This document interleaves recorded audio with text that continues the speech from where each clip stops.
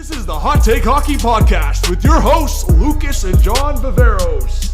Hey everyone, welcome back to the Hot Take Hockey Podcast, episode 31. Lucas, myself, John, and we've got a couple guests for this one. We're going to pack it up. We're going into the playoffs, so we got to get more opinions going, more, I would say, different takes.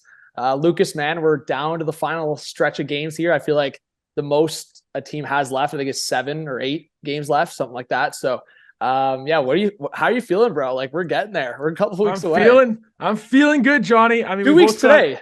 2 weeks today is playoffs. Yeah. That's right. The 17th. Looking forward to it. All of the matchups are still kind of TBD. We don't really know, with the exception of Leafs Lightning. Yeah. Everything else is still up in the air. So looking forward to see what happens down the stretch. I know there's a handful of teams in action tonight on Monday. Monday, obviously, we're recording here on the 3rd. With some teams that can clinch. Minnesota, Dallas, I know, are in the mix for clinching tonight, so we'll have to keep an eye on that. But other than that, this was not planned. Johnny and I both rocking the Jays. Yeah. Obviously, Major League Baseball started last week, so it's an exciting time, man. When playoffs roll around for hockey, baseball starts coming. You know, the springtime's going, and summer's just around the corner, man. So I'm ready to roll. Yeah, I think what you just said is like, this is probably one of my favorite times of the year, just in general for sports. I mean, I think we were just joking around, like on Sunday, we had a Raptors game. I think it was like 1, we had the Blue Jays game at 2, and then the Leafs game at 7. So it's like, this is like, for any sports fan, especially if you have like a team in hockey, baseball, basketball, like, you're buzzing right now. Yeah, man, honestly, considering Toronto-Tampa matchups like already locked in, whatever, I'm kind of like, I feel like that was the matchup that can get locked in already. We knew about it like months ago, but man, I don't want to jinx it and things to change like a couple days from now, but man, we got what we wanted, Lucas. Like, both conferences right now, we have a 3 or 4 team race, and that's all I wanted. I didn't care for it to be this big thing, but at least for 1 or 2 teams on each side to be pushing to make things interesting towards the end. Just before we bring other people in for predictions and thoughts, like, just for yourself, like, how are you feeling on these like situations right now, wildcard spots? Thank God, man. Like, thank God it's a race, right? I mean, last year, I know it was wrapped up pretty quick in the East, right? Like, in the East, it was done by, it felt like the deadline, we already knew who the 8 teams were. We're sitting here today, and there's 2 teams in those wild cards, being the Islanders and the Penguins, and they've been there for a while, but Florida is right there to take it. And even Buffalo's still got an outside shot if they can win those games in hand, right? So in the East, it's looking competitive. And in the West, they also got the 2 teams there with Calgary and Nashville knocking at the door, and Winnipeg just allowing Calgary to just get back in it. Winnipeg could have deaded this like weeks ago, and they've made it interesting. Man, at one point, they were top of the Central. Yeah, like, it's man, crazy. And I had them in missed playoffs, and I felt like an idiot halfway through the year. And now bro, you're like, chilling with your take. You're chilling. It might be hot, but then again, I had Flames in. So if those 2 teams can flop, I'm feeling pretty nice. But so for that, I'm still going to take Calgary just off the rip. I still want to go with Calgary. It's just great to see overall that the league has obviously the parity that it has, but that there's teams right there to make the playoffs in the last couple of weeks. It's going to go right down to the wire with some big head-to-head games with some of these teams. Yeah, and I think with what you said about like Winnipeg, like, people need to understand, like, especially if you're like a casual that doesn't, and that's no shot at anyone, but if you're not following the league day to day, like, you'd probably look at the storylines on Twitter or look at just the conversations. Like, the Flames have been, I don't want to say a joke, but like, the Flames have been a mess, like, for most of the season. And like, there's been Flames fans on Twitter, like Daryl Sutter get fired, or like different guys like getting criticized heavily, like a Johnny Huberdeau, or go down the list. And they're still right there. And I think that's the crazy part, because that was like once upon a time, a few months ago, that was Vancouver. They were still in that conversation. And then obviously they just went through the stretch. But Calgary, I just don't get it. And like, again, I don't know if it was last night or the night before, they're losing to the Ducks. Like, the fact that they squeezed out that win, Lucas, like, I think at one point they were down by 2 goals. They somehow beat the Ducks 5-4. Like, just these certain games where it's like, it shouldn't be that hard to beat the Anaheim Ducks at this point in the season with your playoff lives on the line. You shouldn't be beating the Anaheim Ducks by 1 goal. It just shouldn't be happening. Like, it should be. Yeah, and the Ducks are a bottom 3 team in hockey. I mean, I went to bed last night with Calgary losing that game, and I was like, are we really? Am I going to wake up with Calgary 4 points out and they're pretty much done? Yeah. And they battled back. So kudos to them for that, but it shouldn't be that hard. It shouldn't be that hard. It should not. It shouldn't be a 1 goal win over Anaheim with your playoff live on the line. Like, no. So that's where I think, the conversation will continue here as we get closer to playoffs. And I mean, hey, maybe the Flames still miss, but I think that's like, that one is probably the most like complicated conversation or complicated storyline, because realistically, if you just ignore the standings and look at everything and all the noise around Calgary, you would think they're right next to Vancouver in the standings. So with all the bad press they've got, absolutely, yeah. So that's been a really interesting storyline. And to be honest, this is no shot against Jets or Kraken at all. I think just for the storylines to continue, I want the Flames to make it, man. Like, and there's for a chance. And hey, this is not like out of the realm of possibility. There's still a scenario, and I was looking at it, a likely scenario that if Calgary can get in, Lucas, and Edmonton keeps doing what they're doing here, there's a chance. You never know. Flames get into a wild card spot. Oilers get into the top of the division. We're getting a rematch there. I honestly hadn't been keeping an eye on that, but you're bang on with that. I know you picked, I'm pretty sure on our last epi, you had Edmonton finishing first. Yeah. And that take looks unreal right now, man. It's looking good. It's looking, Johnny, I mean, all three of them are like, a point, 2 points apart between Vegas, LA, and Edmonton in the Pacific. So it's all jump ball right now, but like it's looking good for Edmonton, because I know we talked about it on the last pod that the other two have really tough schedules. Yeah. So if Edmonton can get into that first spot, you're right. There's a battle of Alberta that could potentially be on the line. Or even if we saw like Edmonton versus Winnipeg, that's a crazy Canadian matchup first round. Like that would be nuts. That would be wild, man. And you know what? I do want to say that whoever wins the Pacific, I feel like is going to be the heavy favorite against whatever wildcard team they come up against. But on the flip side, in the Central, if it's Minnesota or Dallas that win that division, they're a favorite over, the wildcard team. Oh, 100%. But I'm not sold that they're going to bag that series. It's in the books. Like I could see Seattle or Winnipeg or Calgary giving Minnesota and Dallas a fit, and it being a long series. So that's awesome to see too. I mean, Minnesota just played Seattle and they handled them well. But I mean, I'm with you. I think like that would be a series. But go on, Colorado. But especially Winnipeg. I feel like with Hellebuck, just that bullet they have in the chamber of that goaltender. It's just like, no matter who they play, if they were to play a team in the Central, they can just make it interesting. It's what we talk about when, Montreal and Carey Price was in his prime and Henrik Lundqvist was in his prime. Like having that goaltender, you can never write the team off. 100%. I casually mentioned Vancouver in there. Once upon a time, we saw Demko do it a couple times, and we've seen that's why I think some people, and I know I was actually just watching a clip that Biz just ripping on the Islanders. And I'm like, hey, you can rip on the Islanders all you want, but I'm not taking too many goalies over Ilya Sorokin right now. I'm truly not, right?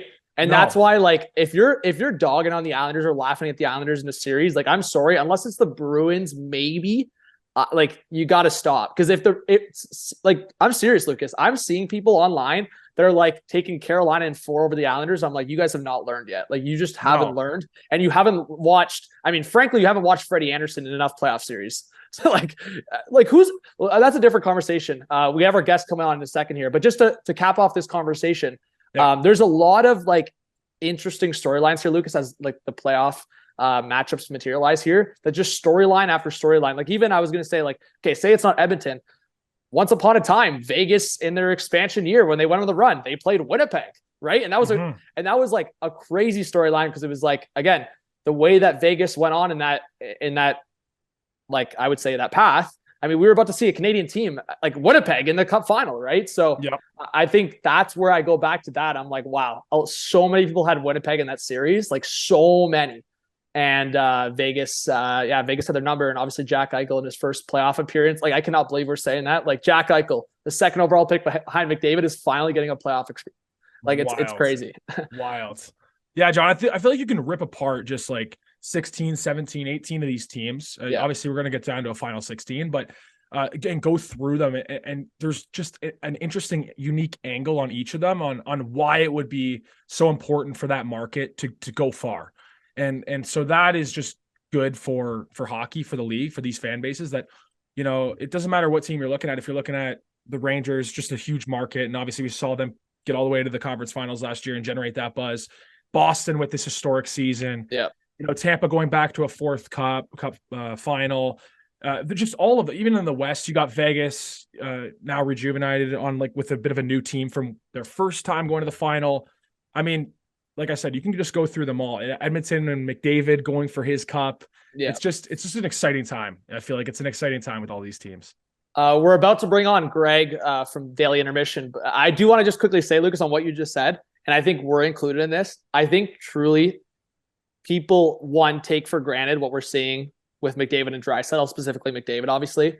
But two, I think people also forget that the Oilers got deeper. And while goaltending are still a question mark with the Oilers, they're definitely better. Like, I'm looking at Campbell and obviously his struggles. I still am taking Campbell's ceiling over what they had before. And Stuart Skinner's looked good. So the fact that their defense has improved greatly, they've gotten deeper up front, and McDavid's doing what he's doing this year on top of what we've already seen from him. Yeah, I mean, I think we've taken it for granted, and that's why I will not sleep on the Oilers in any series. Maybe Oilers fans are going to eat that up too much, but I just want to put that out there too.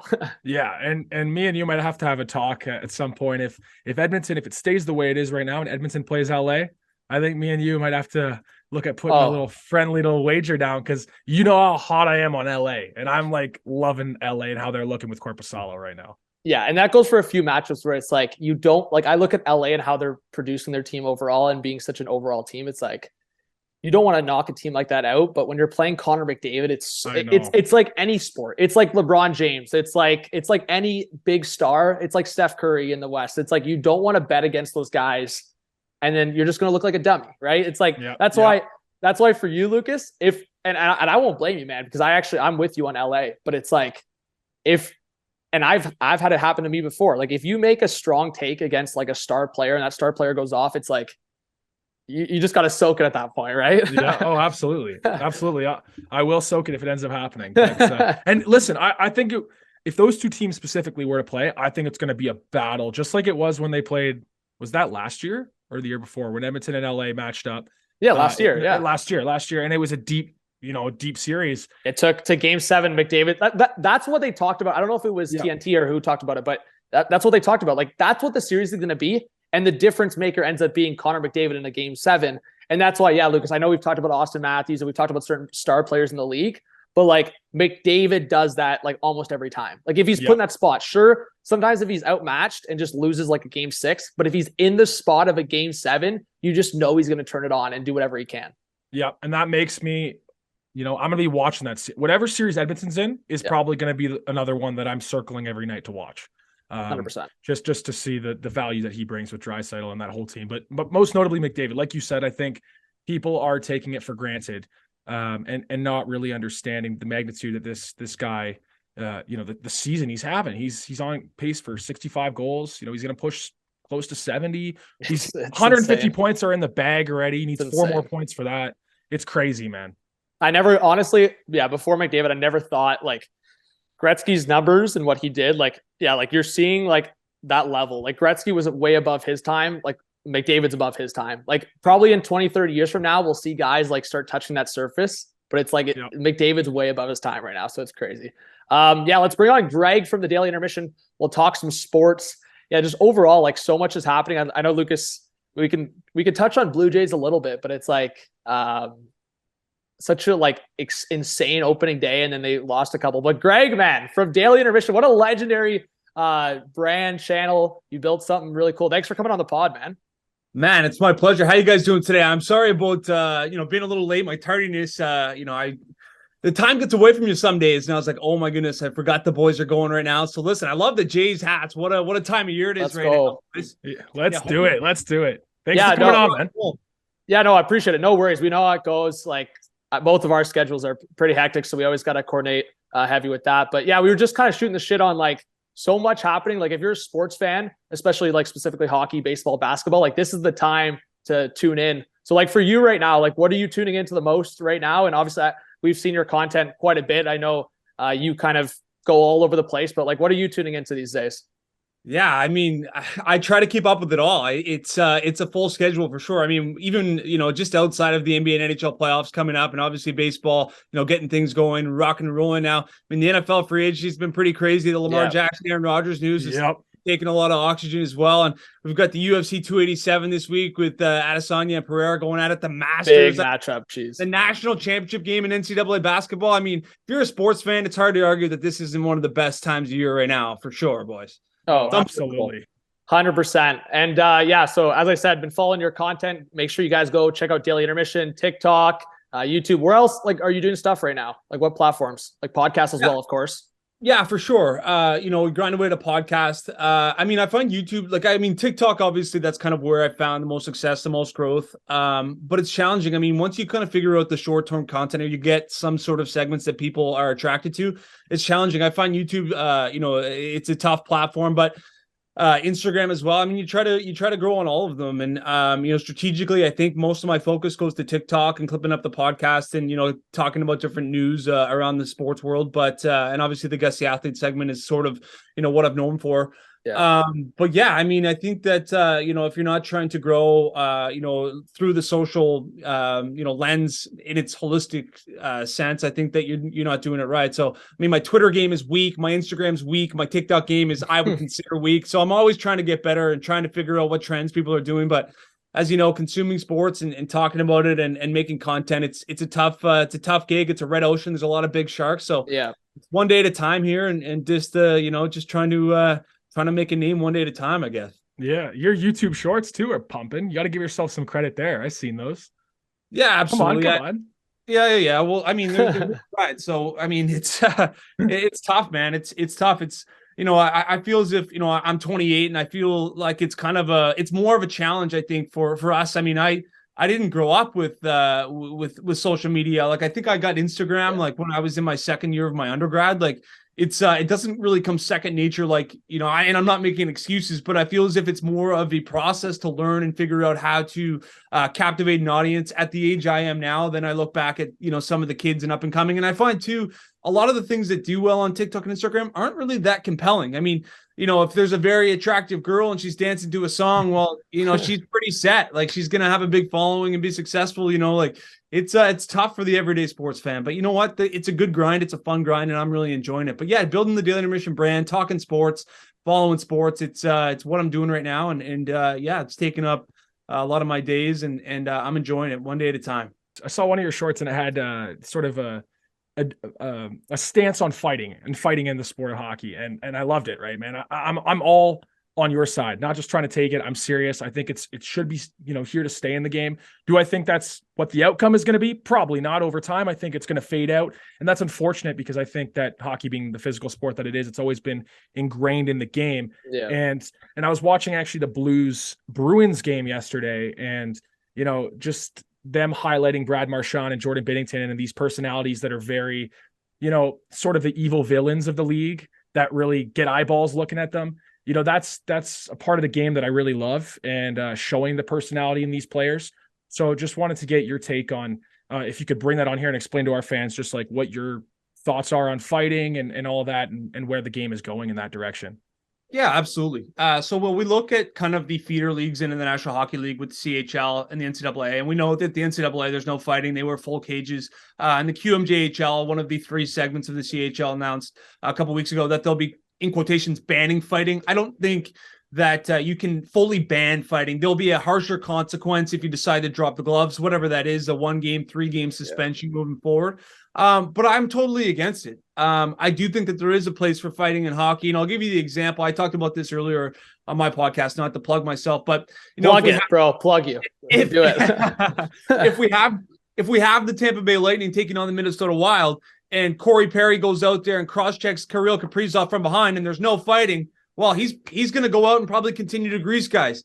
But if he does it in today's NHL, well, you probably got to answer to the bell against Ryan Reeves or a guy like Marcus Foligno. It kind of gives a way to, police itself. You can't go out there and do whatever you want. There's consequences for being a complete dirtbag, and you've got to, stand up for yourself. And there's some unwritten rules in hockey. And again, not every player can be a Connor Bedard and a Connor McDavid. People carve their ways into nice NHL careers from playing on the 3rd and 4th lines, being a tough guy, standing up for their teammates. And we've all been in hockey dressing rooms. I mean, it's just a role, and I'll be sad to see it go. In my day and age, and I feel as if it's a dying breed. But those guys come. It's more in the playoffs.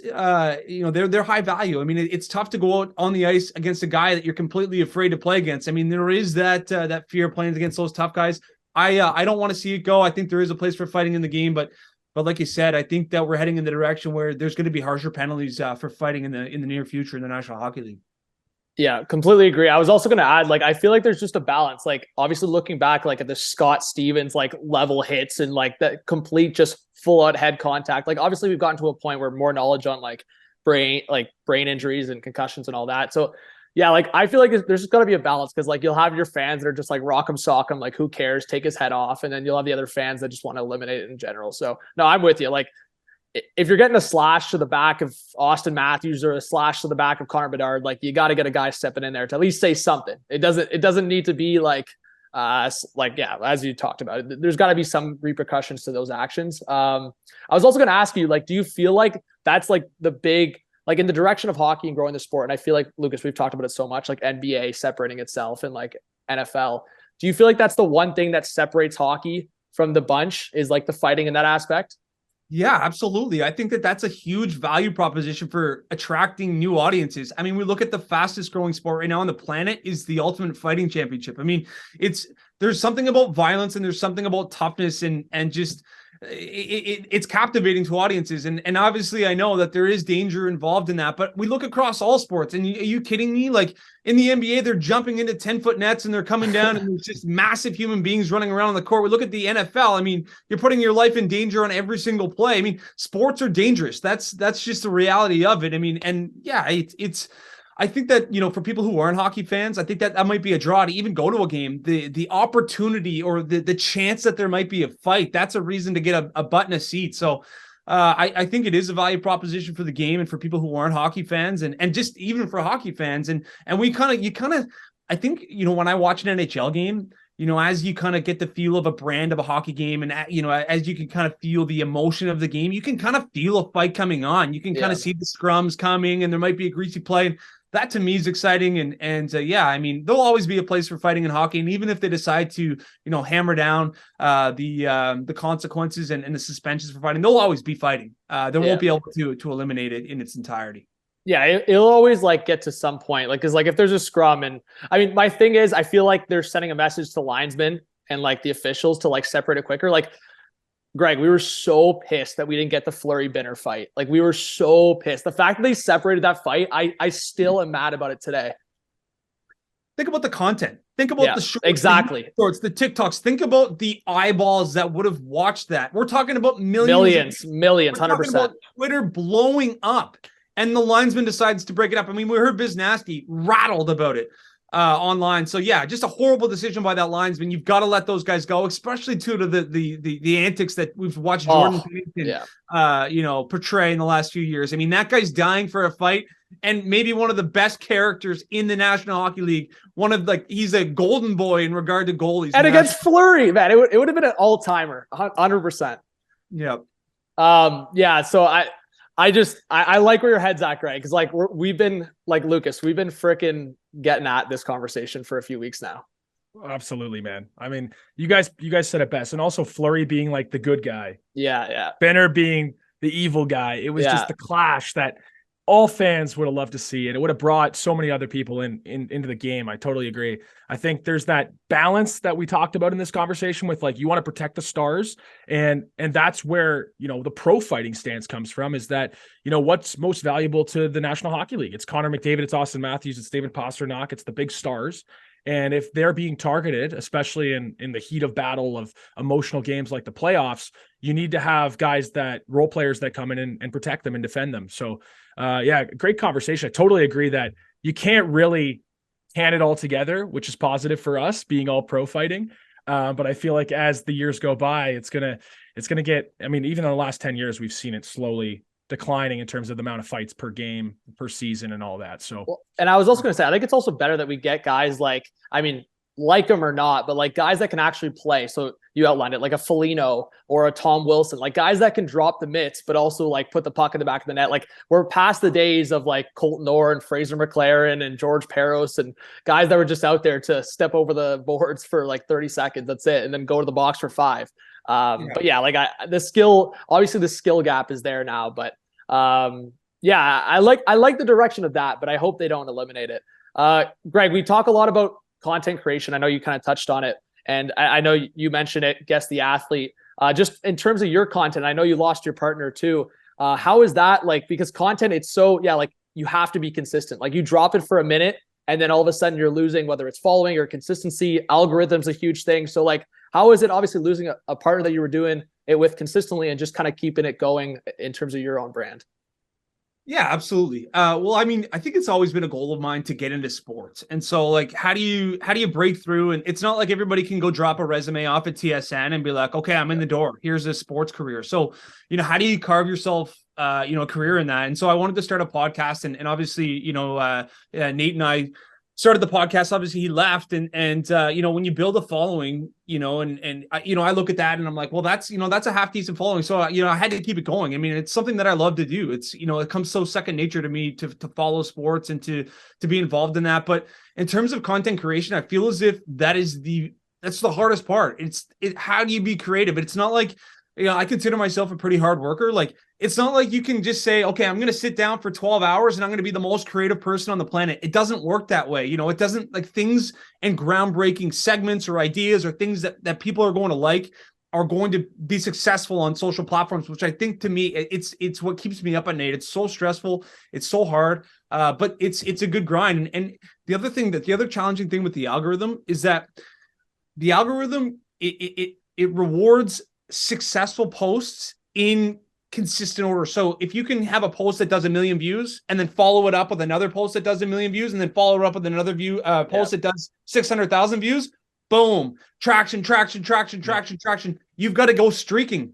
But how do you go streaking if you are doing trial and error on different segments? Okay, the fans didn't like that. I can't do that. So it's this constant battle of putting out things that people are going to like, but then trying to kind of sneak in something that, maybe that looks like good content to me, may not do well, and then you kind of you screwed yourself in the algorithm. So it's such a tough beast. It's such a challenging beast, but that's why you get up every day. And especially for me, following all of these different sports, how do I really captivate the audience? I'm a big UFC. I love golf. I love hockey, NBA, NFL. How do I devote my time into trying to make content that people are going to like in those different sports?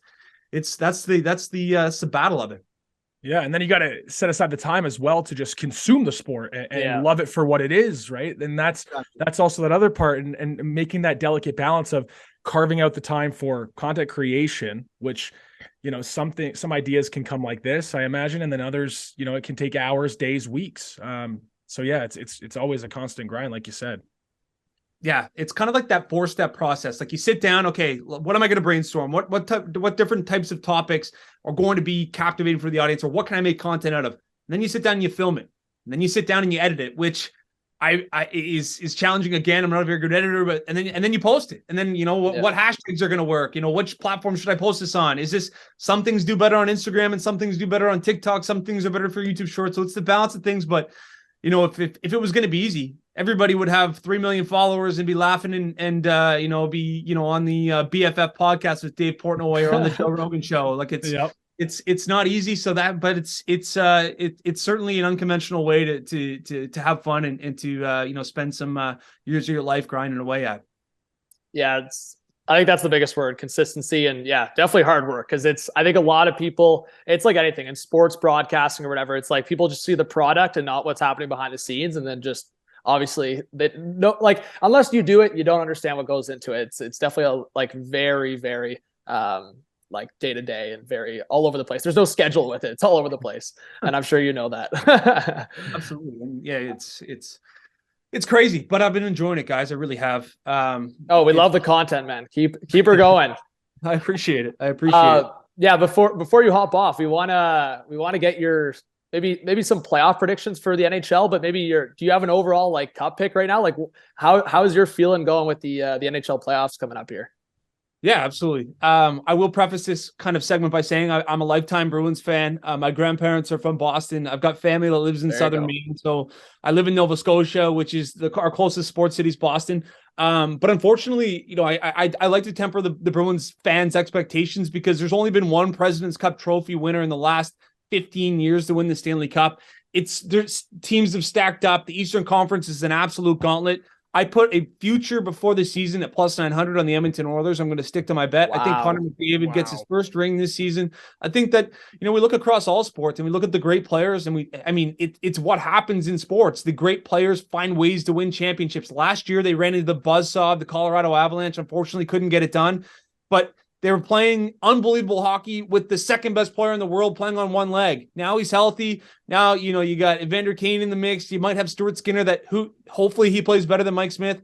You brought in this Matthias Ekholm, who I didn't watch much Nashville Predators hockey. That guy is a difference maker. I don't care what you say. He's a freak of nature. I'm riding the Edmonton Oilers. I think they come out of the West. I think that the Western Conference is going to be a little bit easier in regard to the series in terms of how that hockey's being played. I think the Eastern Conference is going to be an absolute bloodbath.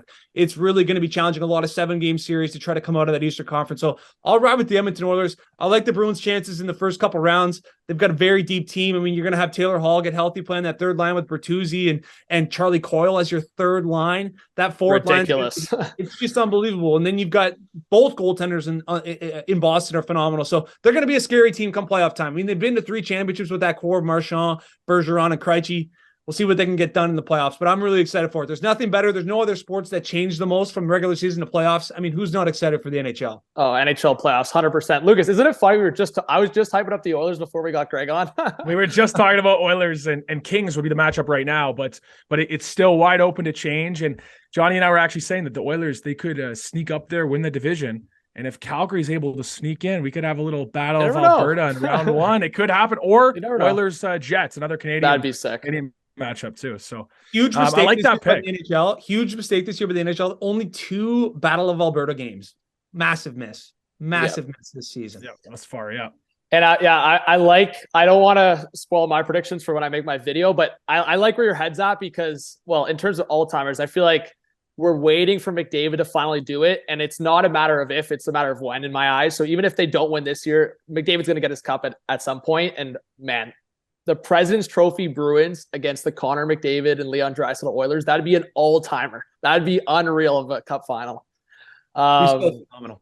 Yeah, that'd be unreal. But yeah, Greg, on the way out here, man, as I said, plug your shit, man. So Daily Intermission on all socials, the Daily Intermission podcast. What else you got going on? Yeah, absolutely. You'll go check it out. We're doing some giveaways for the Masters. So if you're a golf fan, we're giving away some DI merch. And then I've teamed up with TaylorMade. We're going to give away a big green tour bag. All you got to do is follow TaylorMade Canada and the Daily Intermission. But yeah, go check me out on socials.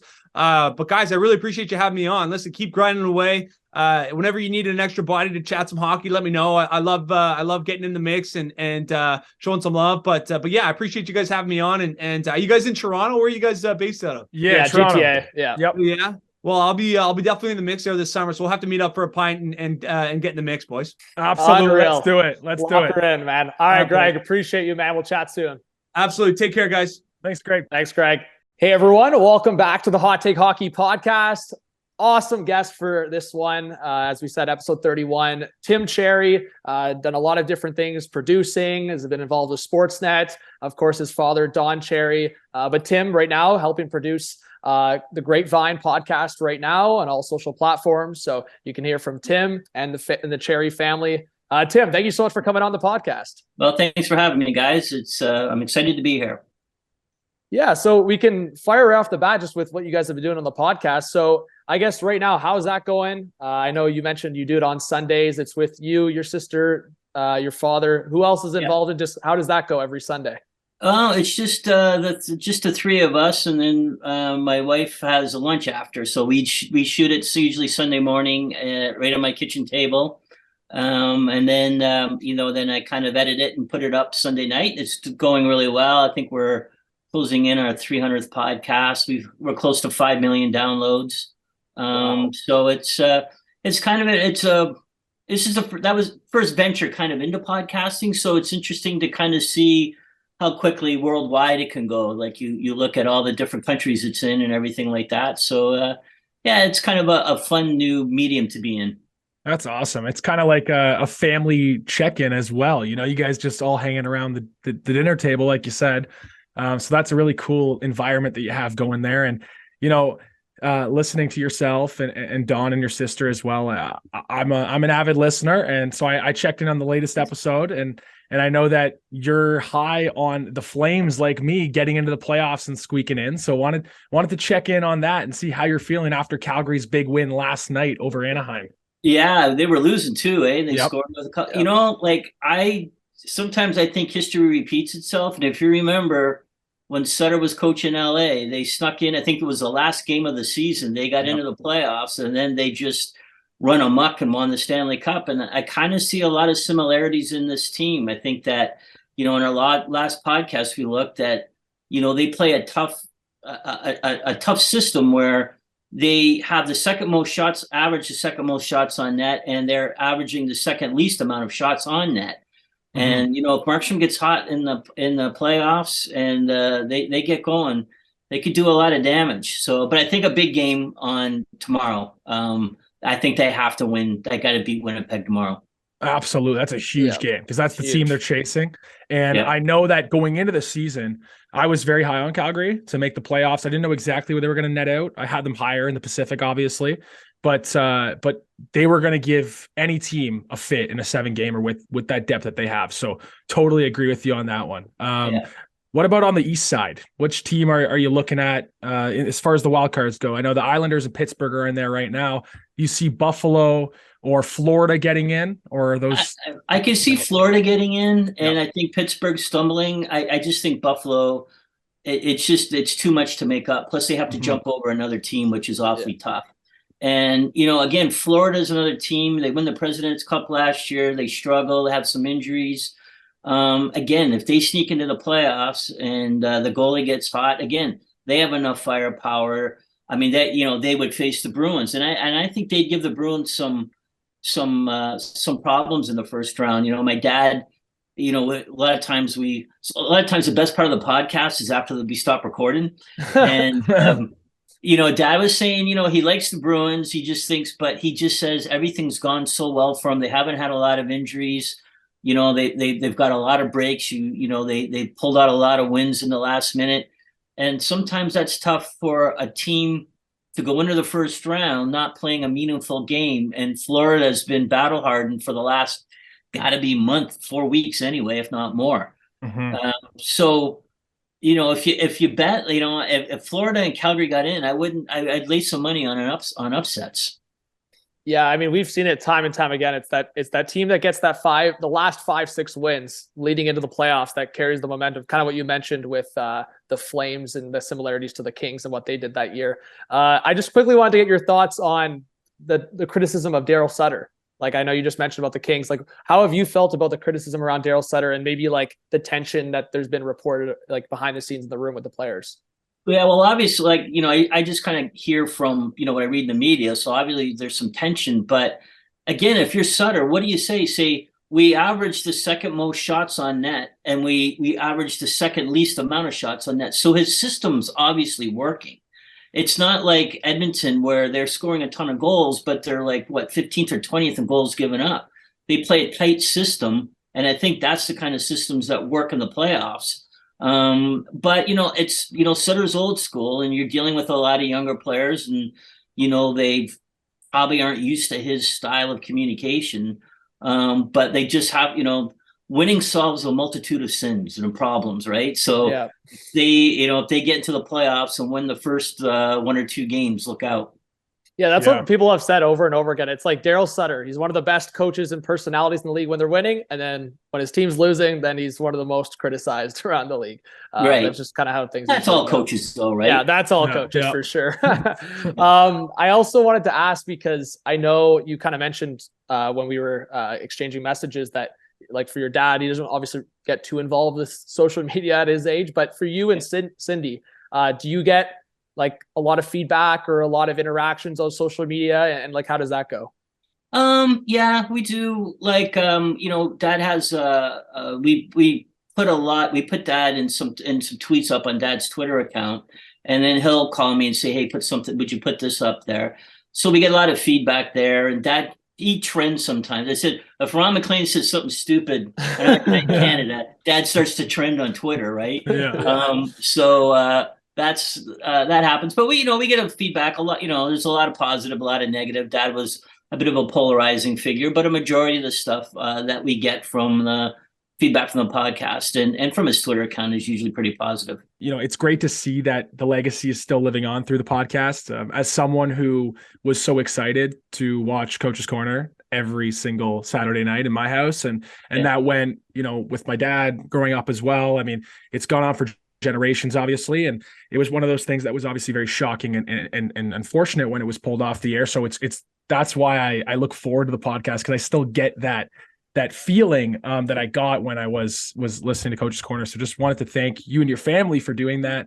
And overall, like, wish you guys the continued success, and you guys keep going with the 300 podcast. It's really unbelievable that it's still chugging along, right? Yeah. I know. It like somebody said, it wouldn't last a month, but it's a lot of fun, and I like it that it keeps Dad involved in watching what's going on. It just gives him a little bit of an extra incentive to watch the games and take some notes and things like that, which Dad is 80. He doesn't like to be talking about his age, but he is 89.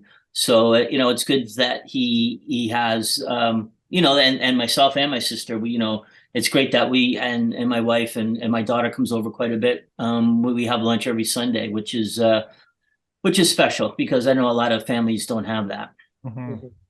Yeah. And Tim, we've talked a lot about on this channel, just how things, whether it's through society or through hockey, like things have changed so much. And I was actually listening to one of your podcasts, and you kind of mentioned that, I think even your dad said it was like, you had this overwhelmingly, like, this feeling of it wasn't going to end well. Like, before things even didn't go well, like, just your dad knew that it wasn't going to go well. So I think that's kind of just always the changing, like, atmosphere and changing, like, society, of course, and the world that we live in now.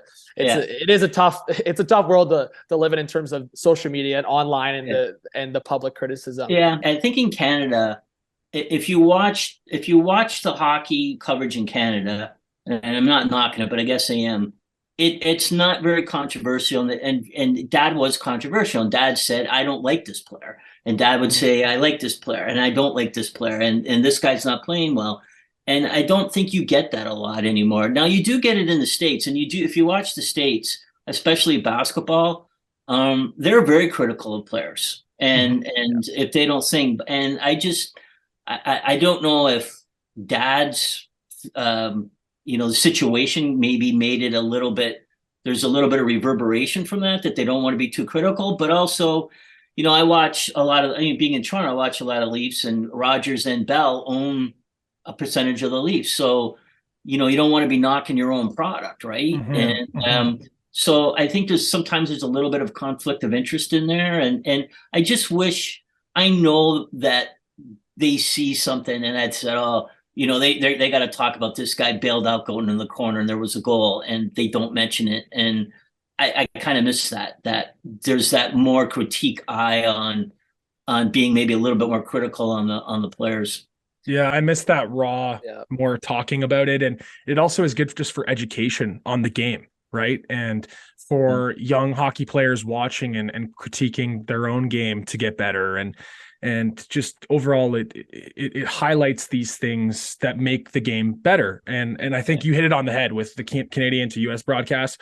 I even see it in hockey, right? Like with what you're saying with Sportsnet and TSN and up here in Canada, it's much different on the criticism and even just the overall dialogue on TNT, for example, which you're getting Paul Bissonnette, that personality, and you're getting Wayne Gretzky. That's something we're missing big time here in Canada, Lucas. And I know what you just said, and Tim mentioned it there, is like going through, like, I feel like there's certain times, and this is not even me criticizing anyone specifically, but it's like walking on eggshells or like not wanting to cover certain topics because of like the reaction now. And that's like, even like Ron has talked about it. Like, I think anyone, like, we can criticize anyone for their intentions, but it is so tough now today because it feels like you always have to be careful what you have to say. Right. And I think there's the balance. I always say balance. It's like, there's the balance of respect, but there's also a balance of like being able to say what you genuinely feel. And I think TNT is nailing it right now with like Bissonnette and personalities, like, and having Wayne Gretzky on. I feel like we're missing it big time in Canada, like big time. And I know your dad, Tim, was a big part of that. But just overall, I think we're missing it in a lot of ways. And I think I've seen the response online of an overwhelmingly like big response online of like, you're missing that just natural, like you're just getting what the person thinks. And just Tim, how do you feel about that difference between that right now, what we're seeing? Yeah, I do. I think, Dad's a pretty passionate guy. And when he got mad on there about something, he really did get mad. And again, it's a different, I'm don't want to knock the on-air talent too much, but I just think they're specifically, and a lot of that though to me is the producers and executive producers, right? They would probably tell you what to stay away. Oh, if you got too controversial, they'd probably pull you back. I think that both TSN and Sportsnet, again, maybe are still a little bit feeling out what happened with that and don't want to go through that, right? And yeah, I miss it, and I miss it. To me, the big difference in the U.S. sports in general, and I lived in the U.S. for 18 years, and up here is, to me, it's just a complete and utter lack of attention to minor sports. In Toronto, Dad and I've been kind of riding this hobby horse for the last little bit. There's no mention of the CHL. There's no mention of, like, tonight there's an OHL Cup, which is the top 15-year-old teams, and that are playing down at the Mattamy Center, which is the old Maple Leaf Gardens. And it gets no press in the paper or anything like that. And when I lived in Denver, Colorado for 3 years, like, we'd get 10,000 people at our football game on Friday night, and and the media would be out there covering it, and we just don't get it. We just seem to completely ignore minor sports. I think the NHL completely ignores, and TSN and Sportsnet ignore hockey's legacy. I think they feel they need to criticize hockey, and I just constantly see TSN and Sportsnet criticize the game and not show how it's improved over the years. On and off the ice a little bit too. Oh, right. I would assume. Yeah. Well, for sure. I mean, they talk about the lack of diversity, and I scouted for 17 years for the OHL and the GTA, and the diversity is getting more and more, and it was growing exponentially every year that I was watching it. And there's they're in Saginaw, and I forget the defenseman's name, but he's South Asian, and he just set a record for the most goals by a 16-year-old defenseman. And instead of showing that and saying, hey, look, we are getting diverse, we are having people of different colors and different backgrounds, not only playing, but playing at an extremely high level, they don't even mention it, And I find that very frustrating. And the NHL does that the same too. The NHL doesn't. I think the NHL criticizes itself more than any other sport. Yeah, I was also going to say, Tim, with your dad, like, obviously you said your dad was very polarizing to a lot of people, but I think the one thing, and I don't think if anyone's going to disagree with this, I think they were napping, they weren't paying attention over the years, is like your dad was always very, like, he would promote the youth game, as you mentioned, and the women's game, and like he would promote that quite a bit. And I think that was skipped over and forgotten about a lot over the years, that your dad constantly on the broadcast that was something he talked about consistently. Right. Yeah. Well, Dad used to come out, like when you're scouting, especially in Toronto, because there's so many teams and there's so many good players, you have to go out 3, 4, sometimes 5 nights a week. And Dad would come out 2 or 3 nights a week. He just loved watching the minor midget games. Yeah. And, we'd be out there at, 10 o'clock at night in these freezing cold rinks on a Tuesday, and it would just be the moms and dads and watching all the stars. I remember the first time we saw Connor McDavid, we were in Etobicoke Ice Sports, which is one of the coldest rinks in Ontario, I think. And he was 13 playing with 15-year-olds. I think he was 13. And he got a goal and 2 assists, and they won 3-2 the Marlies. And we're walking out. We said, well, we better keep an eye on that kid. What was his name? McDonald, I think it was. Like that. Yeah. Look at him now. So, and it's fun seeing that. Like Buffalo, they have their goaltender. Devin Levi? Yeah. I remember watching him, and And I remember watching him, and he was great at the start of the year, and then he struggled so much in the middle of the season, and then really picked it up towards the end. So, and for me, it's fun to see. Okay, I remember when he was 15 years old, and he was up. He could look like somebody ran over his dog when he let in a few bad goals, and to see him now in Buffalo, I really enjoy that.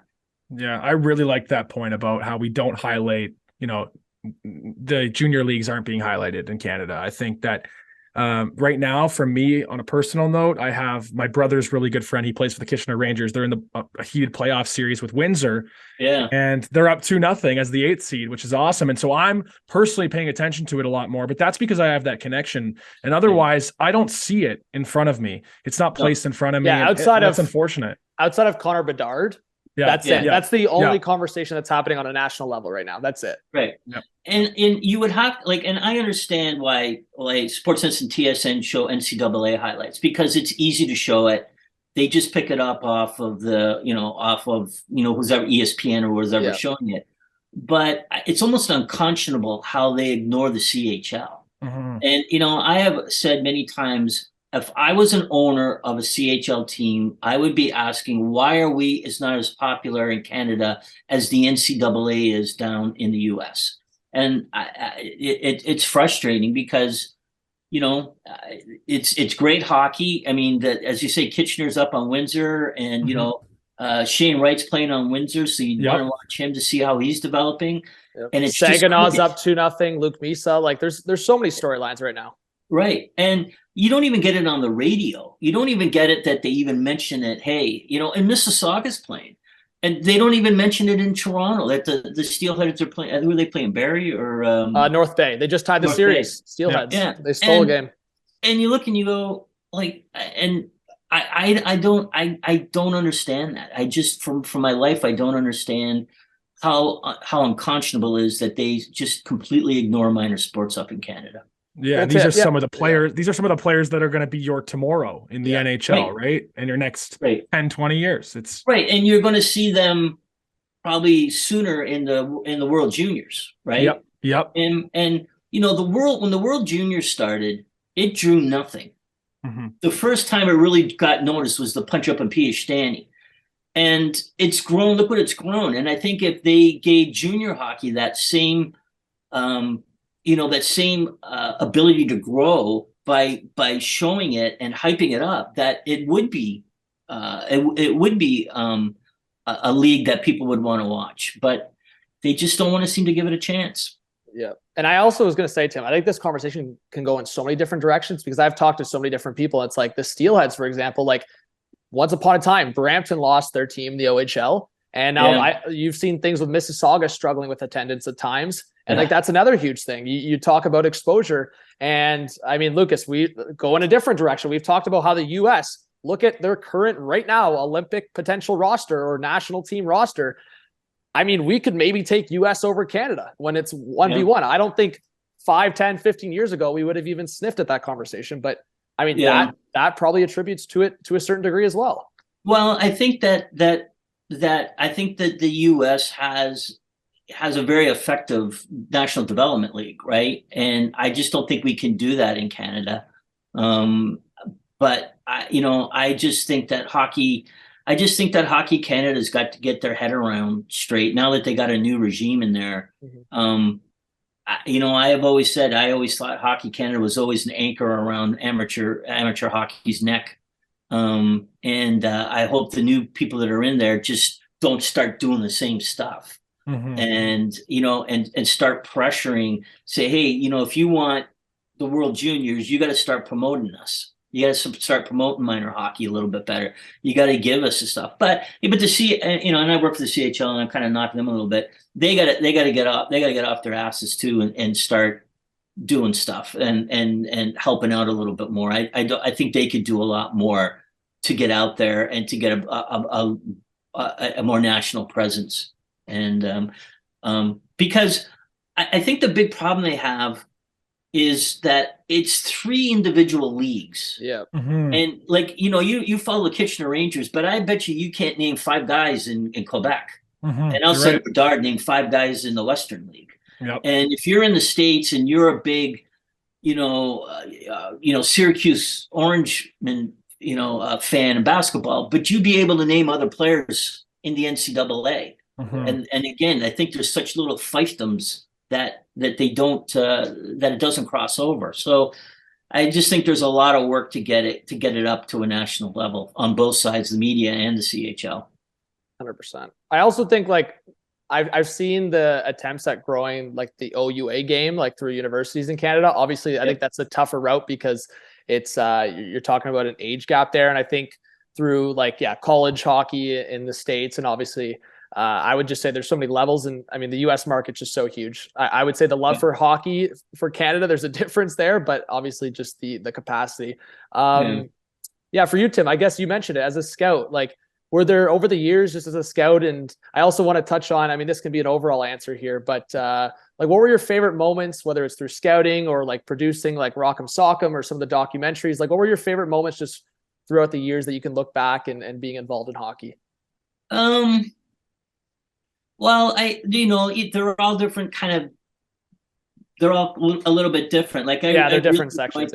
Yeah. I really enjoyed scouting. I mean, I did it for a long time, and then when the COVID hit, it got all messed up, and then I kind of got out of the rhythm there. And it is a lot of time commitment. And but I just enjoyed going to the rinks, and a lot of going with Dad. And a lot of times the people would leave us alone, and we would sit by ourselves and watch the games, and that was always a lot of fun.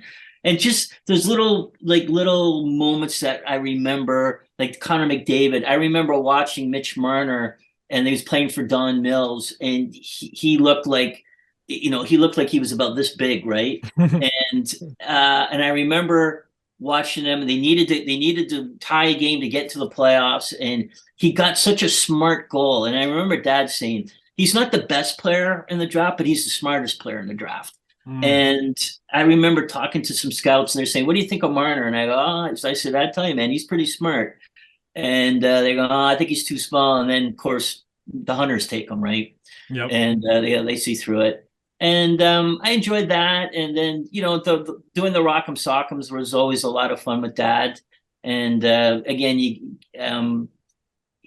just starting out, when I started out, and it was, I was watching maybe 3 hours of highlights, because they never would pull highlights when we started it. And then at the end, there was it was digital. It was literally thousands of hours of highlights. So that was always fun, and it was fun going out, meeting Dad's fans and stuff like that. So, we had a really good run, and we're kind of keeping it along with the podcast. And I treasure the podcast in the sense of having lunch with Dad every week. Mm-hmm. Yeah, that's awesome. Connecting back to that Marner comment that you made, I was going to ask if in your scouting experience that you ever came across a player that you were really sold on and maybe the greater hockey scouts and in general weren't, and vice versa. Did you have a player that you were a little bit lower on, and then they turned into they blossomed into something? Yeah, I think probably more recently was Owen Powers. I keep saying Power. He was really big. He was tall. He was well over 6 foot at the time when I was watching him. And at that age, you have to be a very good skater. If you're a half a step behind, it's noticeable. And he just hadn't kind of grown into his body yet. And it's strange that at the beginning, the kids that were really tall really looked like newborn giraffes. And it took him a while. But nowadays, a kid's over 6 foot, like he can skate, and he's like, a man in a boy's body. And so I knew he was going to be good, but I didn't think he was going to be that good. And Marner, again, there was no way you thought Marner was going to be as dominant as he was. As they say, he was maybe one of the smarter guys that we've seen, and it was just his hockey IQ. And the goal that he scored was he had a semi breakaway, and he took a shot, and the goalie made the save, and the puck went in the far corner, and he just kind of got lost, and then just came back at the right time and put it in. And it wasn't a fluke. He knew where the puck was going to be. And so you could see that and go, wow, like he sees the game a lot he's 2 or 3 seconds ahead of everybody else in the game. And of course, Connor McDavid, you knew he was a guy that the thing that set him apart from every other player that I've watched is every shift he was dangerous. He never took a shift off. Every time he got the puck, you thought he was going to score. And there was no other player that I scouted that had that mentality. Did you ever think he could reach 70 goals? Yeah. We even back then, you kind of knew the sky was the limit for him. Yeah. It was not only his talent, it was his mentality. It was just, again, they didn't lose too much. They lost in the finals against Robbie Fabre and the Mississauga Rebels. He played for the Toronto Marlies, and they lost in the OHL Cup. And there's a picture of Dad giving him a trophy. And McDavid looks like, I don't know, he's got this big frown on his face. Like somebody ran over his dog. It's really a funny look. I said, well, that was at the OHL Cup. But the sky was, you could tell the sky was the limit for him, but just his work ethic and his mentality. Oh, it's crazy what we're seeing. Like we were talking about it before. It's like Gretzky way above his time. It's like you'll 20 years from now, you'll probably see guys that are like at that McDavid skill level, but he's just so above his time right now. It's it's crazy. I don't understand how we're watching a guy that's like 150 points, 80, like it's nuts. It's crazy what we're seeing. we haven't seen 150 points since before we were both born, John. So it is actually insane. No, it is insane. Tim, I guess just overall, in terms of, I know you're the scouting and doing the podcast, like what else are you doing just to be involved in hockey these days? As I say, I'm kind of semi-retired a little bit. Doing the podcast is, keeps me up to date on stuff. I went out to a few minor midget games this year, and we're watching them a little bit. And I'm kind of doing some stuff with the old Grapevine shows. We used to interview a lot of. We did almost 15 years of interviewing all the different stars. So we're digitizing those and probably going to throw those up online in a little while, and just like little clips of, talking to Bobby Orr, Rocket Richard, and Gordie Howe, and Bobby Hull, and all that. And we got a pretty good treasure trove of the old stars. And again, I think that hockey doesn't kind of promote its legacy like that. So we're going to start throwing not the whole show, it's just little clips up of some of these past greats. Wow. That's amazing. I'm definitely looking out for that. I will 100%. Eat that content up. Yeah.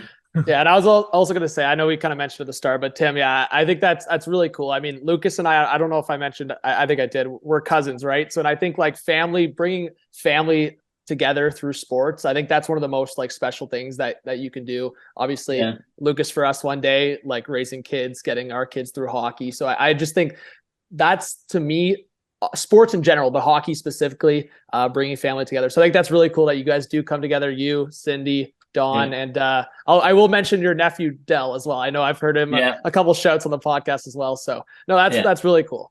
Yeah, it is. I mean, I remember like tonight's the OHL Cup. So, the two teams are playing Vaughan and I can't remember the other team off the top of my head. And this will be it for them, because they probably played for the last 5 or 6 years. They played together, right? And the parents became good friends. And, there's such a kind of a family affair, going out on tournaments and stuff like that. And tonight's it. This is their last game together. And you really see how emotional it is. The parents are hugging each other, saying goodbye, because this is it. Like, there's some are going off to college, and some might be going to the OHL, or some might be playing midget. And it's a difficult, it's difficult to see some of the parents, how emotional they are after the game. I was going to say, it's Vaughan versus the Junior Canadiens, Toronto. Junior Canadiens, yeah. Junior Canadiens are always up there. Yeah. In the GTHL, it's Junior Canadiens, Marlies, and Vaughan seems to be up there quite a bit all the time. Yeah, I actually, I know they have a good U16 guy on Halton. My brother used to play for the Hurricanes, so I know Halton was in there this year, and they were looking pretty good. But I know they're not always. And that's such good hockey. I got to tell you, if you watch like the high end AAA, under 16 minor midgets, and then you watch an NHL game. The NHL game on TV seems slower. I mean, because you have one referee. It's 9:00 at night. They kind of let some of the offsides go. They don't call as many penalties, and they really got a flow going with the games. And then I walk out and say, man, that was a good game to watch. And you wonder, like, why doesn't that translate as well on some of the games now? But playoffs coming. Yeah. Every game's exciting now, right? When the stuff's on the line. I'm really excited to watch the playoffs and see how the Leafs do. And Tampa's just kind of, I'd like to see the Leafs win, and I think they have a good shot, but Tampa just seems to be starting to get on a roll, and that's the last thing you want. Them Kucherov and Stamkos heating up and Vasilevsky heating up, and that's what they seem to be doing right now. Yeah, before we head out, that's last topic to cover, like what you just said with the Leafs, but just overall, do you have a sense of what's going to happen here in the playoffs and a potential cup pick? You know what? I think last year everybody thought it was Colorado's to lose, right? Nobody was going to beat it would be a major, major upset. Yeah. There's so many teams that can win it this year. Like, I think Dallas has a good shot at winning it. I think if Edmonton gets the goaltending, they could outgun teams. I think Toronto has a good shot at winning it. You look at the Rangers, if they get going, and if you got Patrick Kane's not doing much, but you just need him to do good in one game, to get you through.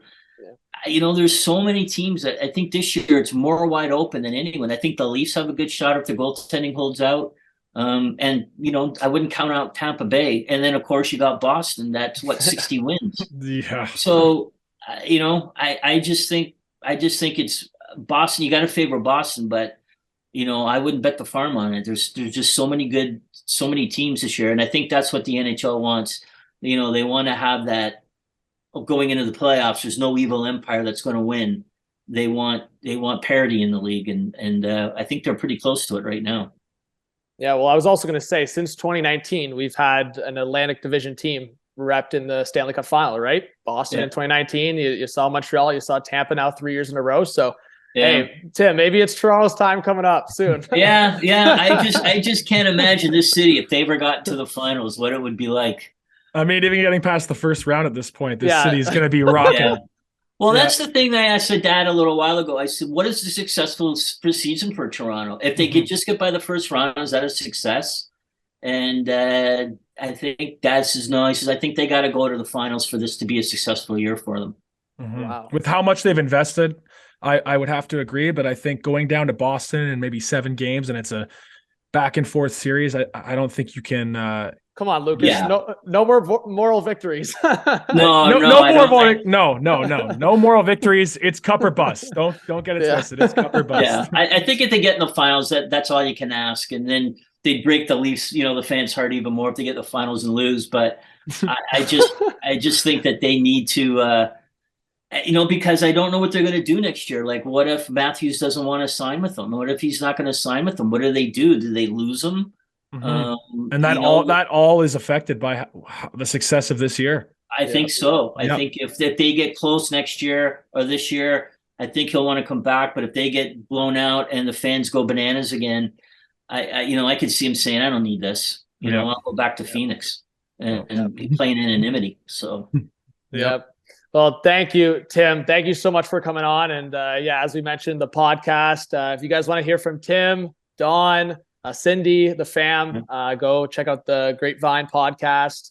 I know there's still a lot of great fans of the Cherry family and Don Cherry and everything he did. So make sure, Tim, just to your whole family, send our best regards. And we really appreciate you taking the time today. Okay. Thank you guys. Had a great time. And if you have me on halfway through the playoffs, it'll be fun. That'd be awesome. Let's do it. Especially if it's Leafs Bruins matchup, Tim, we'll have to get you on 1,000%. Yeah. I think I'll be rooting for the Leafs, but I think my dad, his heart's still in Boston. So there you go. That'll be a good battle in the Cherry House. All right. Well, Tim, okay. Thank you so much. Guys. I'll show you a message when it's up. Okay. Right. Thanks, guys. Wow. What a chat with Tim Cherry. Just getting to an inside look of the behind the scenes of the Cherry family. And obviously Tim, as we talked about, produces the show, and you guys can hear Don Cherry on the platforms for the Grapevine podcast. But yeah, Lucas, man, it was good just to shoot the shit with Tim, man. Like what a great guy to talk to. That was awesome, man. What a beauty. Like you can tell that guy lives, eats, breathes, sleeps hockey at all levels. I mean, it was cool. Like him highlighting the CHL and getting his takes, at the start of the pod and at the interview and at the end of the interview about, what he thinks is going to happen in the playoffs. I mean, and the grind for the final few spots. Love talking to Tim. That was awesome. Yeah, no. Big shout outs to Johnny. Big shout outs to Johnny. He got Timmy on here. Hey, huge shout outs to Lucas. I had to shut him out last time. He got Tara on. So we've been going back and forth getting the guests. I think it's a coincidence. Like we were saying off air, is like obviously so much has happened in hockey and in Sportsnet. And like obviously there's been so many controversies, but I mean we've had Ron on, we've had Tara on, now we've had a Cherry family represented. Tim was just that was a beauty chat. I think there's probably a lot of people in like sports and hockey where like family members of like people that have been involved. So like they probably just don't care. I mean, you can tell Tim, like obviously he's probably like, it's probably a big influence on everything his dad's done. But I mean, just in general, as you said, you can see the genuine love for hockey, like big time.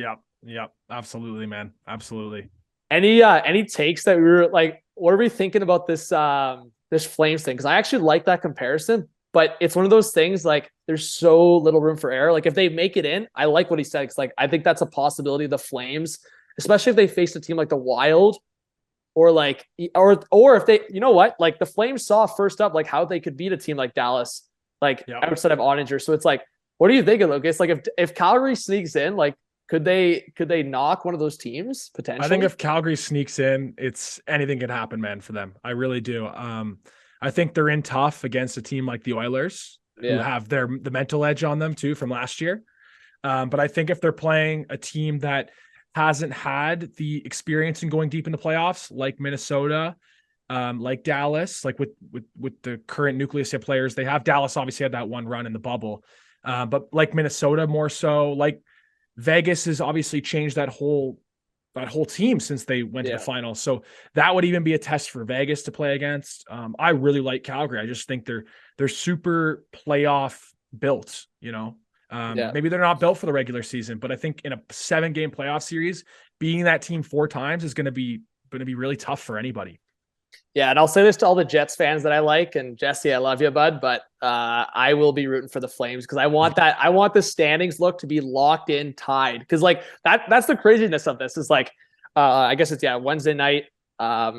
You see a Flames win and you're literally deadlocked at a tie in the standings. And that would be insane. 2 Canadian teams right towards the end of it. And I know we talked about it. I think Calgary still has a matchup against Nashville. And I think Winnipeg does too. I don't know. I guess we can double check that. But like, there's some matchups here that it's like, tomorrow night, Buffalo versus Florida, Lucas. Like Buffalo wins that, and it's just another. So to me, I'm basically not rooting against anyone essentially, but I'm definitely rooting for the team that's a little bit behind in any sense. So tomorrow night, rooting for Buffalo. Wednesday night, rooting for Calgary. I just want to see the chaos right at the end. You're rooting for the chaos, Johnny. That's the whole win right there, getting the entertainment value up, and I love it. 100%. Winnipeg does have Nashville as well. I did do the double check. They got Calgary and Nashville, like one game crazy. after another. So crazy. If you think about it, if Winnipeg wins both those games, they're in a great spot. Oh, yeah. Lose both those games. Yeah, Jets fans start stressing. But I think, I don't know how I feel like that's like the high risk, high reward, because I don't know how I feel about like the Leaf situation right now, especially when Tampa's getting like a little hot again here. Like that's why, Lucas, you had me I had me just super quiet, like with this whole Tampa slander thing. Cause it's like, people don't learn. People truly don't learn. And I just watched the Lightning smack the Islanders 5-0. And I'm like, you guys truly don't learn. And honestly, that's what it makes me concerned, because it's like the high risk, high reward.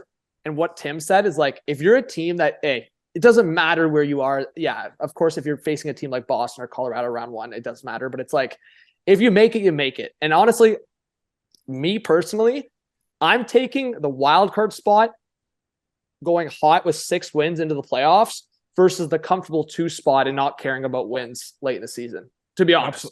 Absolutely, because it's all about how you come in, and the momentum your team builds and how good your team feels going in. Yeah. With 5 games to go, 6 games to go for a lot of these teams, all of them, these are important games in the sense of being prepared and getting that mojo driving into the playoffs. If the Leafs are to lose their last, 5 games and Tampa's to win 3 or 4 of those, and Tampa gets home ice and feels good, it's a much different conversation than if the Leafs, are going in hot. And that goes for all these playoff series. So yeah, man. Interesting times for sure. Interesting. Well, I was going to ask you, I know they were missing Marner, and I know like wins and losses, as I just said, don't really matter for the Leafs, but like, are you concerned in like a game like that, again, alpha back-to-back, whatever, like watching guys like whether it's Nylander or Tavares, like some of these guys just going through the motions, like you can tell they don't give a shit about a Sunday game against Detroit? Yeah, it seemed like one of those games where Marner's absence was really, really apparent. Yeah, that energy, and just what he does. I mean, it's relevant to our conversation with Tim. It's just how smart he is and what he does and how it trickles down on the rest of the team every night. He's really the engine of the Leafs, and when he's not there, you see it. And just from a personal note, I mean, I lost in the fantasy semifinals last night because Matt Murray let in the 2 goals on 7 shots, and that's what actually did it for me. So a little bit bummed about that. I'm still down bad about it.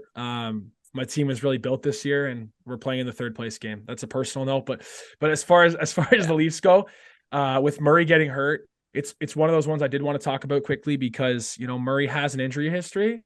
But this is one of those ones that's just so unlucky and just unfortunate. I feel terrible for him. But this essentially makes the decision for you at this point. If you were thinking about it all turning to Murray, it's Samsonov playing game 1. For 1,000%. It's not even close at this point. I think even if the injury doesn't happen, I think it was going to be that way. But now the decision is made. It's Samsonov, and I feel good about that. For the Leafs, I think he's shown all season. He's been very, very consistent.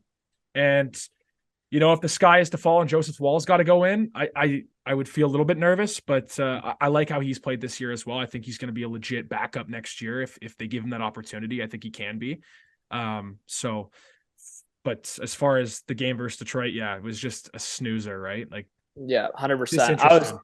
As we're just closing out the pod here, I think this is because I've had Leaf fans even talking to me about it recently is, so rest of the way here, as we're recording Monday night, just certain games the Leafs play, whether it's Boston, Florida, Tampa. And this is a really good point. And I'm trying to remember who brought this up. I don't know if it was Kipper or someone brought this up on Twitter or something.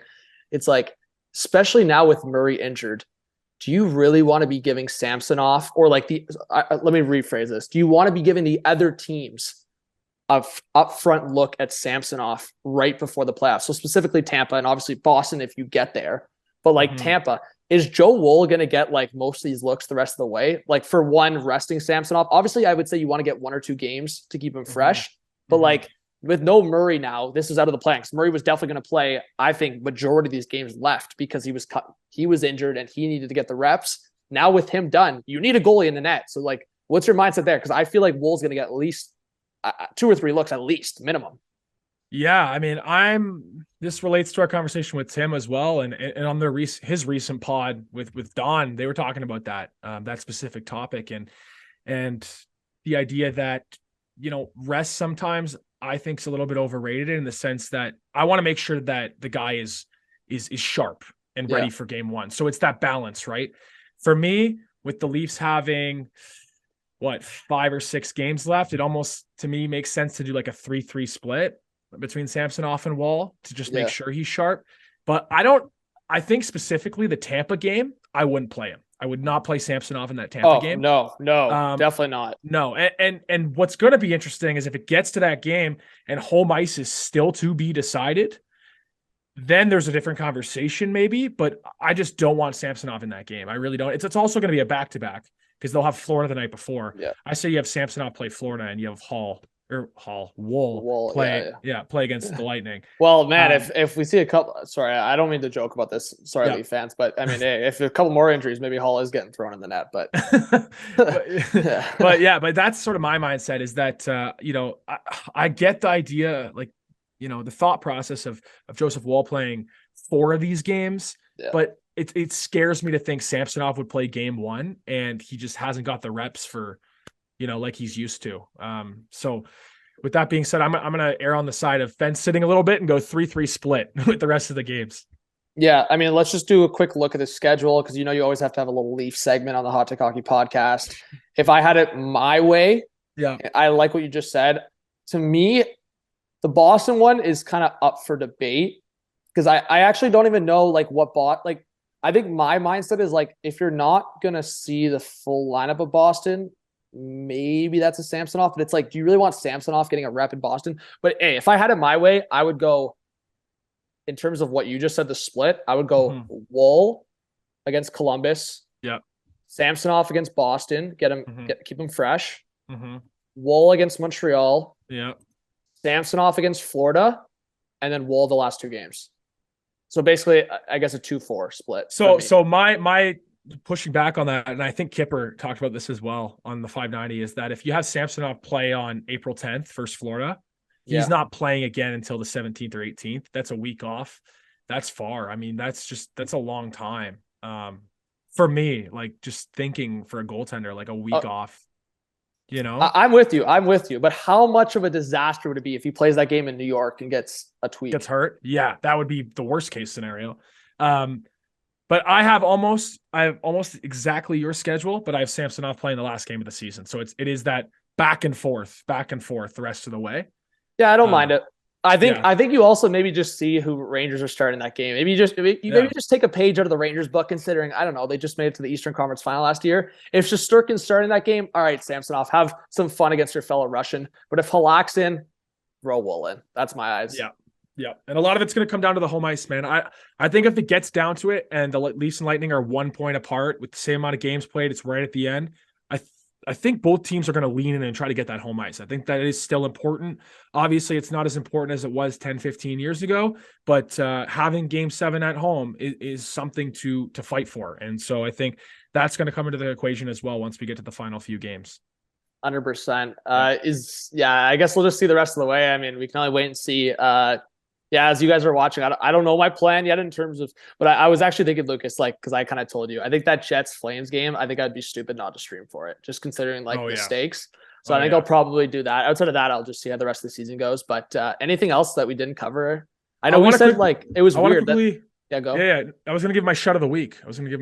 Oh, go for it. Yes. No, I was just going to say, I feel like we just talked last week about how the storylines are going to be flying in the NHL. And I feel like if anything, they've been less in the NHL. And back to the relevancy of the Tim conversation, I feel like the conversations around the CHL have been heavy. And I think just quickly, I do want to just highlight the fact that what we're seeing, we talked about McDavid, what we're seeing from Bedard is nuts. I mean, the guy had 8 points, 9 points in 2 games.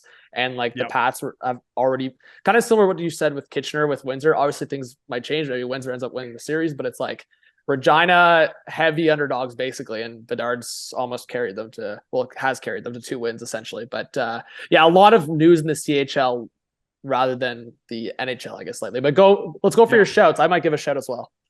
My shout of the week, buddy, it's Jonas Korpisalo. I'm staying King's theme. This guy is the starter, should be the starter, hands down. I know they sort of, when they brought him in, we're going back and forth with Copley. They're more committed to Korpisalo now. He is the starter. He's a legit goalie. He was just on an absolute, dog water team in Columbus. Sorry to say, guys. But Korpisalo, he's 5-2-1 so far since coming over. 937 save percentage. This guy, man, versus Edmonton if it happens, versus Vegas if it happens, he's the guy that should be getting the reps for LA. So I'm going Korpisalo this week. Man, I love that. I think that's always a good shout to do that every episode. As I said last time, I didn't come prepared with a proper shout, but if I could just throw a couple names that we talked about it with Tim. I mean, Devin Levi, it's one of those things is it too little too late? Because I think I've seen so many Sabres fans on Twitter. It's that guy, if that guy was in a month earlier, we're probably in a different conversation right now. If he continues to do what he just did and what he has done. So Devin Levi's a shout. I feel like there's a couple shouts that I feel like I might have to make a public apologies on as usual. And I mean, I'm pre-playoffs. I'm probably gonna have to make an "I love you" Mitch Marner video just because there's been some not hate. Like, to me, I will always say I probably had like the biggest, in terms of any other player I've ever had, is like the biggest love-hate relationship with Marner, because it's like I've always acknowledged how good he is, but like I think that's just when you expect something big from a player, it's like anything less is just like pure disappointment. Yeah. And that's where it's like I was always the biggest Mitch Marner fan.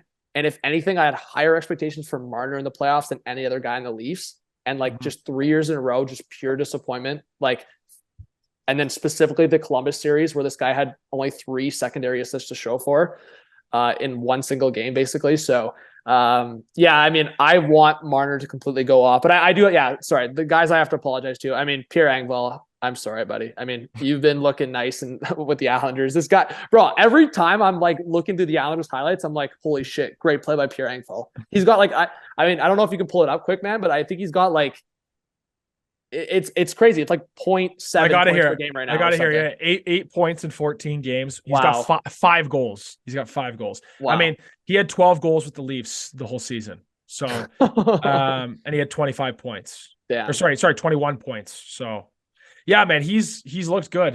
But I think that Pierre Engvall has shown us those flashes here and there, and yeah, who knows? Maybe he eventually goes ghost yeah. mode. So that's where I'm still going to place my bets. He's going to go ghost mode eventually. Yeah, I'm with you. I also have to give a proper shout because he's been heating up lately as Kotkaniemi, and I saw a Hurricanes fan today like throwing a player card versus like their value with their salary and putting Kotkaniemi next to Suzuki, and I'm like, hey, you guys got to chill with this. Hey, man. But I will say though, Lucas, I think a lot of people are eating their shit right now because Kotkaniemi at like I don't know, $4.5 million cap hit. The fact that he's only 22 years old and he's got like half a point per game on the season, guy's been heating up. I think he's got like 15 goals in the season.